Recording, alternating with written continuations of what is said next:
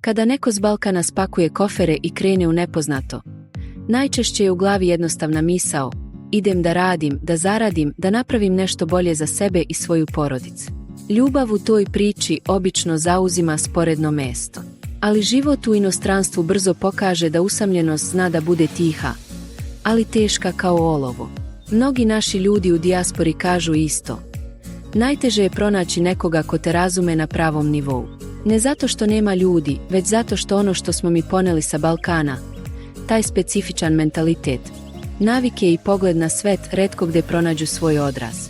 Kada si kod kuće, u svom gradu, čak i ako ne poznaješ nekoga dobro, imaš zajednički jezik ne samo u rečima, već u sitnicama.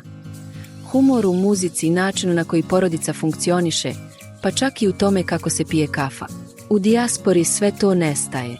Ana iz Beograda, koja već 8 godina živi u Njemačkoj, kaže da joj je najteže bilo da nauči da ne očekuje toplinu Balkana od novih poznanstava. Ljudi su ovde ljubazni, ali distanca je ogromna. Upoznaješ nekoga, ali treba mesecima da bi postali prijatelji. Kod nas popiješ 2 kafe i već imaš osjećaj da poznaješ čoveka ceo život. U takvoj atmosferi ljubavne priče počinju sporo, često nesigurno, i neretko završe pre nego što stignu da se razviju. Još jedna prepreka je jezik. Mnogi Balkanci govore jezik zemlje u kojoj žive dovoljno dobro za posao, ali ne i za nijanse emocija. Ljubav zahteva reči koje dolaze iz dubine, a kad ne znaš da ih izgovoriš na tuđem jeziku, osjećaš se sputano. Dejan iz Sarajeva, koji je otišao u Švedsku, kaže: zaljubio sam se u Šveđanku, ali svaki put kad sam hteo da joj kažem nešto baš iz srca, nisam znao kako. Na engleskom zvučim hladno, na švedskom još gore. Na našem jeziku bih joj mogao pisati pesme, ali ovde kao da mi je neko vezao jezik. A upoznavanje partnera iz sopstvene dijasporske zajednice nije uvek lakše. Iako se ljudi sa Balkana drže zajedno u tuđini, ljubavne veze često zapinju zbog starih mentalitetskih obrazaca, ljubomore, straha od dogovaranja, različitih planova za budućnost. Jedni žele da ostanu zauvek u inostranstvu, drugi maštaju o povratku kući, a ljubav često puca na toj raskrsnici. Prvi deo ove priče otkriva surovu realnost. U tuđini ljubav nikad nije samo između dvoje ljudi. Ona je stalna borba sa usamljenošću, jezikom, kulturom i planovima za budućnost. Iako mnogi Balkanci pronalaze partnere u inostranstvu, većina priznaje da su odnosi mnogo komplikovaniji nego kod kuće. Iako mnogi na početku misle da će im u inostranstvu ljubav doći sama od sebe, stvarnost je surova, veze često pucaju pod pritiskom drugačijeg života, ritma rada i udaljenosti od porodice. Nije retko da Balkanci u dijaspori dožive najteže ljubavne brodolome baš tamo gde su mislili da će naći stabilnost. Milan iz Niša, koji radi u Švajcarskoj, ispričao je kako se zaljubio u devojku iz iste regije. Sve je delovalo savršeno, isti jezik, isti običaj, zajednička nostalgija za domovinom. Ali onda je krenuo problem, oboje su radili po 1-0 sati dnevno.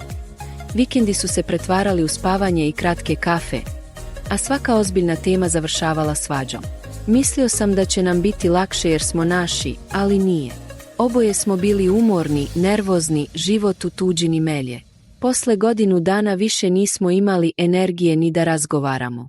Ljubavne veze sa ljudima iz drugih kultura nose drugačije izazove. Marija iz Splita upoznala je Francuza u Parizu, ali razlike su se pokazale nepremostivima.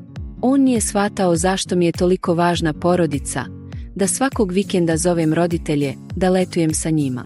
Za njega je to bilo čudno, skoro smešno. A meni je nedostajala ta povezanost koju imamo mi s Balkana. Na kraju smo se udaljili.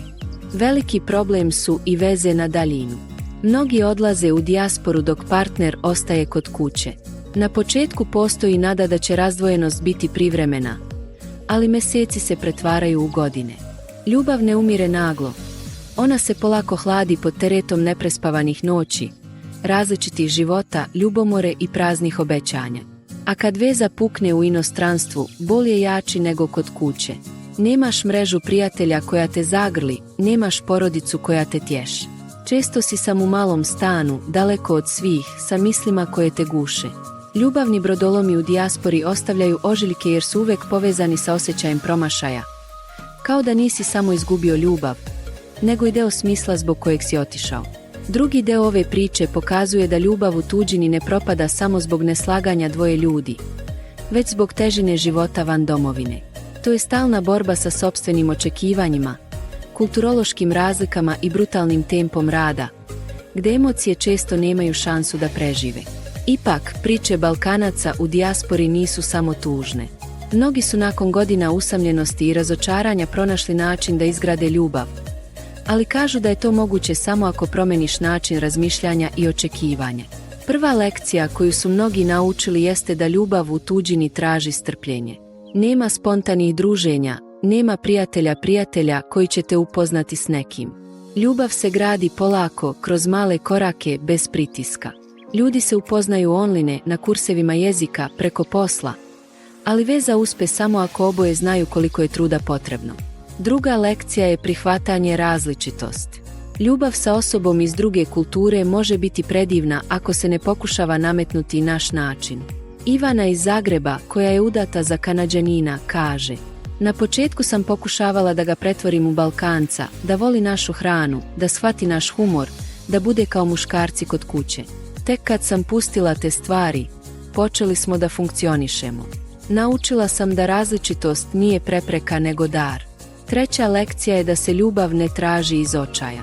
Usamljenost u dijaspori može biti brutalna, ali veze koje nastanu samo da bi popunile prazninu obično kratko traju.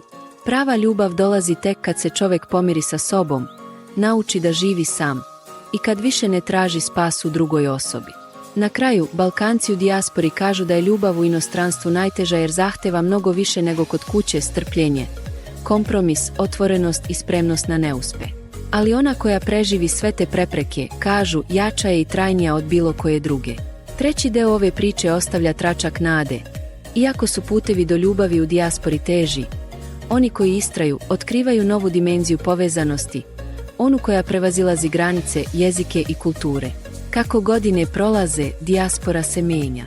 Oni koji su otišli pre 20 ili 30 godina sada imaju odraslu decu rođenu i odraslu u inostranstvu. Ova nova generacija Balkanaca drugačije gleda na ljubav i drugačije se nosi s izazovima koje su njihovi roditelji jedva preživljavali. Prva i najveća promjena je otvorenost. Dok su starije generacije često ostajale zatvorene unutar sopstvene zajednice, mlađi Balkanci lakše ulaze u veze s ljudima iz drugih kultura. Internet, škole i radna mesta brišu granice, a jezičke barijere gotovo da ne postoje jer su odrasli dvojezično. Ipak, ta otvorenost ne znači da su prepreke nestale, samo su postale drugačije. Ovo je prvi deo našeg serijala Balkanci u dijaspori, ljubav u tuđini. Ako ti se priča dopada i želiš da saznaš šta sve kriju sljedeći delovi, obavezno zapratite kanal i kliknite na zvonce da ne biste propustili nastavak. U narednim epizodama otkrivamo još iskrenijih ispovesti o ljubavi, izazovima i pravim borbama naših ljudi koji žive van granica svoje zemlje. Zato pridruži nam se i prati ovaj serijal od početka do kraja, jer prava istina o ljubavi u dijaspori tek sledi.